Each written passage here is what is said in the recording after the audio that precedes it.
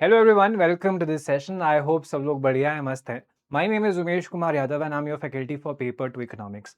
तो आज एक इंटरेस्टिंग सवाल पे बात करेंगे और ये सवाल आप लोगों के लिए बहुत ज़रूरी है। मतलब बहुत ज़रूरी इसलिए बिकॉज़ इसका आंसर आपको मालूम होना चाहिए। सवाल ये है, क्यों क्यों 94% स्टूडेंट जो हैं, जो यूजीसी नेट एग्ज़ाम में बैठते हैं, वो फेल कर जाते हैं। They are not able to pass the exam. क्यों उनका नेट या जेआरएफ जो है क्लियर नहीं होता है। इस मुद्दे पे, इस गंभीर सवाल पे हम लोग बात करेंगे। इस बात से बेसिकली आपको हेल्प ये मिलने वाली है कि हो सकता है शायद आप अपने आप को बचा सके कि आप इस 94% वाली कैटेगरी में ना रहें। यानी कि आप उन लोगों में आ सके जो लोग इस एग्जाम को क्रैक करते हैं। यानी कि केवल 6%, कितने प्रतिशत भारतीय, केवल 6% भारतीय इस एग्जाम को क्रैक करते हैं। उस कैटेगरी में आप भी आ सके। तो इस एग्जाम को जरा समझते हैं, एनालिसिस करते हैं और देखते हैं ऐसा क्यों होता है। हम सब जानते हैं कि 6% बच्चे आपका नेट क्लियर करते हैं। क्या क्लियर करते हैं? नेट क्लियर करते हैं। और लगभग 0.7 से 0.8% के आसपास बच्चे आपका जेआरएफ क्लियर करते हैं।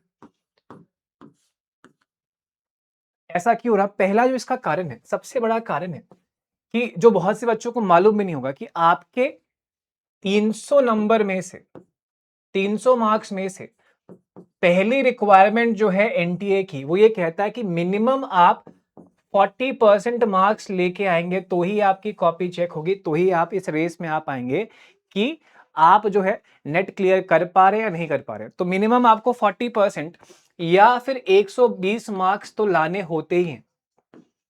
तो कुछ बच्चे यही क्लियर नहीं कर पाते, इस मार्क को ही क्लियर नहीं कर पाते, तो वो इस रेस में आ ही नहीं पाते कि भाई उनका नेट क्लियर हो या जेआरएफ क्लियर हो।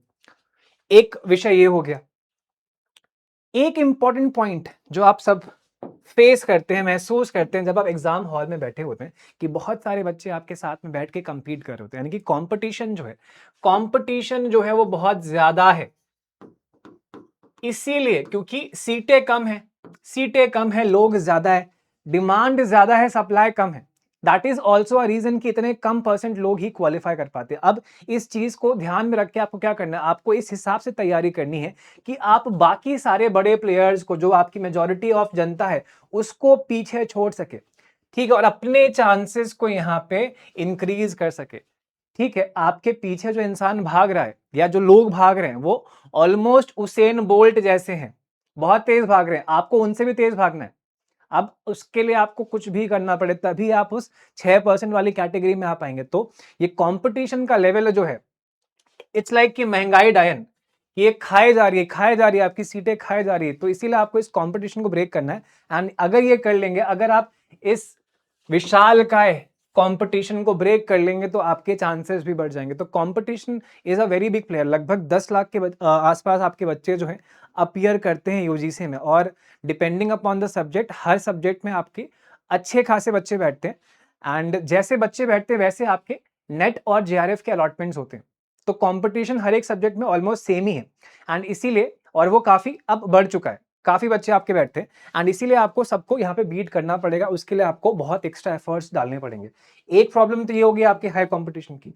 एक प्रॉब्लम ये है कि यार पिछले कुछ सालों में एनटीए ने क्या किया, अपने एग्जाम्स में सवालों को पूछने के तरीके को चेंज किया। अगर आप पुराने पेपर्स एनालाइज करेंगे तो आप देखेंगे बड़े सिंपल सवाल आते थे, है ना।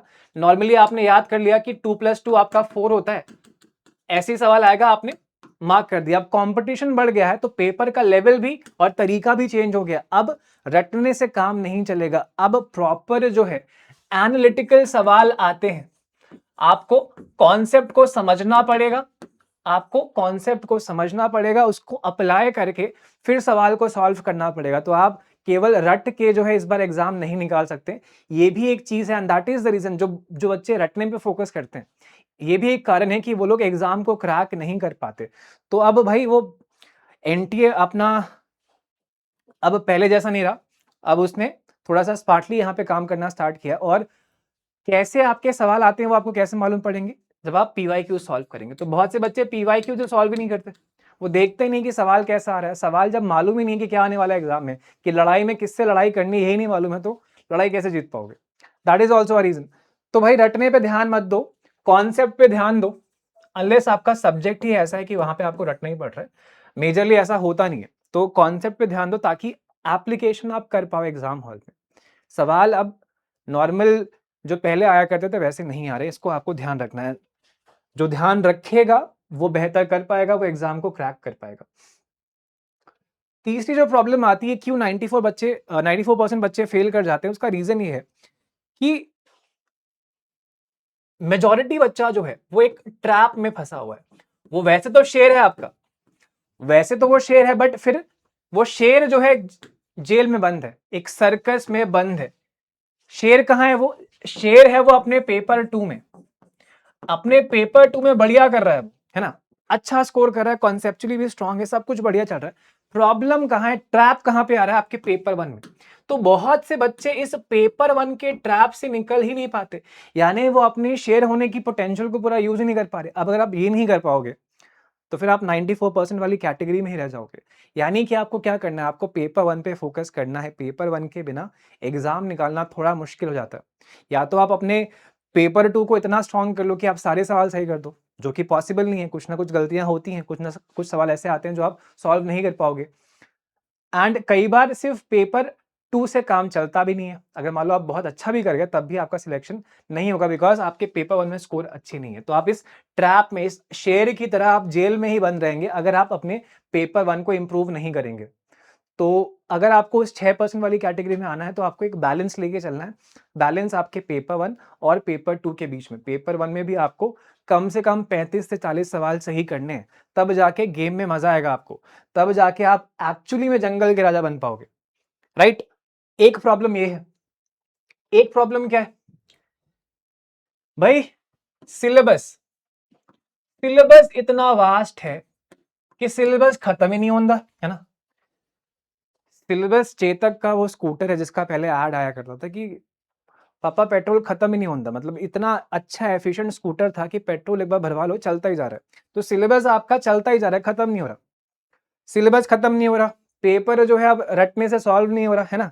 पेपर 1 में वैसी दिक्कत चल रही है, अब करे तो करें क्या, बोले तो बोले क्या वाला हिसाब है। तो करना क्या भाई, सिलेबस को टाइम से खत्म करना है। सिलेबस आपका वास्ट है, बिल्कुल सही बात है, बट आप पीवाईक्यू एनालिसिस करिए। और पीवाईक्यू में जैसे सवाल पूछे जा रहे हैं, मतलब कुछ एरियाज ऐसे होते हैं एनटीए के जहां पे उसका स्पेशल फोकस रहता है और वहां पे एक्स्ट्रा वेट वो देता है, वहां से एक्स्ट्रा सवाल पूछता है। तो आपको उन एरियाज पे फोकस ज्यादा करना है। जहां से सवाल कम आते हैं तो वहां पे कम फोकस करना है। तो जिस हिसाब से सवाल पूछे जा रहे हैं उस हिसाब से आप सिलेबस को कवर करिए। मतलब आपको स्मार्टली काम करना है यहाँ पे। ये आप नहीं करेंगे तो आप 94% वाली कैटेगरी में रहेंगे। अगर सोच रहे हैं कि पूरा सिलेबस ही खत्म खत्म कर लूंगा तभी एग्जाम दूंगा, तो कभी एग्जाम आपका क्लियर नहीं होगा, बिकॉज सिलेबस इतना है कि कभी खत्म नहीं होगा पूरा। कभी आपके अंदर ये कॉन्फिडेंस नहीं आएगा कि मैंने पूरा सिलेबस खत्म कर लिया। जो भी करो स्मार्टली करो एंड जल्दी करो। तो सिलेबस स्मार्टली आपको मैनेज करना है। मैनेज कर लोगे तो 6% वाली कैटेगरी में आ जाओगे, एंड थोड़ा और अच्छे से मैनेज करोगे तो जेआरएफ वाली कैटेगरी में आ जाओगे। तो इस प्रॉब्लम को भी आपको डील करना है। एक जो लास्ट प्रॉब्लम है यहाँ पे, ये प्रॉब्लम आती है आपके एग्जाम हॉल में। एग्जाम हॉल में मान लो आपने सब कुछ बढ़िया कर लिया, जितनी हमने प्रॉब्लम्स यहाँ डिस्कस करी आपने सबको जो है ओवरकम कर लिया, सब बढ़िया करके आप बढ़िया तैयारी करके पेपर 1 पेपर 2 करके आप एग्जाम हॉल में बैठ गए। पेपर आपके सामने आया, आपने पेपर देखा, आपको था कि हाँ ठीक है आराम से पेपर हम सॉल्व कर लेंगे, बढ़िया पेपर सिंपल ही लग रहा है, और आपने सॉल्व करना स्टार्ट किया। आपको लग रहा है कि बहुत टाइम है, अभी बहुत जगह है ना, कोई दिक्कत नहीं, आराम से सॉल्व हो जाएगा। कुछ सवाल सॉल्व किए, टाइम कुछ निकला, अब आपको लग रहा है यार टाइम तो लग रहा है कम पड़ जाएगा, सवाल जो है सॉल्व तो हो रहे बट बहुत टाइम लग रहा है। ये क्यों हो रहा है? बिकॉज आपने टाइम मैनेजमेंट पे ध्यान नहीं दिया। इवेंचुअली क्या होगा, लास्ट में आते आते आपके सवाल बचे रह जाएंगे और टाइम खत्म हो जाएगा। यानी कि आपको आता भी होगा तो भी आप अपने कौशल को दिखा नहीं पाएंगे एग्जाम में। आपने पढ़ाई करी थी, आपने मेहनत करी थी, but what is the point जब रिजल्ट में कन्वर्जन नहीं हो रहा उस चीज का। तो आप जो भी पढ़ रहे हैं वो बहुत इंपॉर्टेंट है कि आप उसको मार्क करें एग्जाम में। वो आप कैसे करेंगे? जब आप प्रॉपर्ली टाइम को मैनेज करेंगे। अगर टाइम मैनेजमेंट नहीं होगा तो सवाल छूट जाएंगे, आते हुए सवाल छूट जाएंगे एंड मार्क्स कम आएगा और फिर आप वापस से उस 94% वाली कैटेगरी में आ जाओगे। तो टाइम का मैनेजमेंट बहुत जरूरी है, इसीलिए आपको बहुत सारे मॉक टेस्ट देने हैं।